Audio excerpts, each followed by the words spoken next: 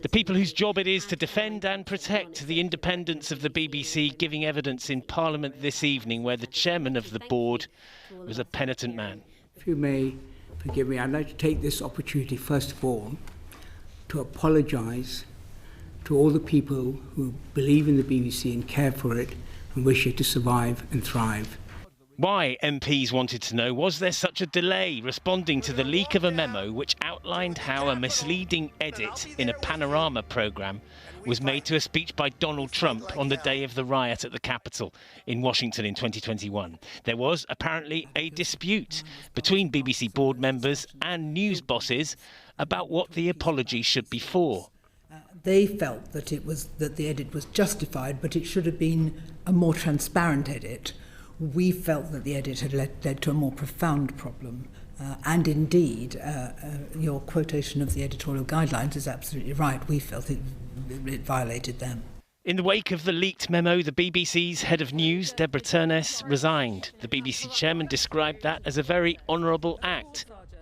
But he said that he wished Director General Tim Davie hadn't resigned and that he had the board's full confidence. Also giving evidence was board member Sir Robbie Gibb, a man who once worked as Director of Communications for Theresa May's Conservative government. He's been at the centre of a swirl of rumour that he orchestrated this crisis as part of a boardroom coup. It's up there as one of the most ridiculous charges. People had to find some angle.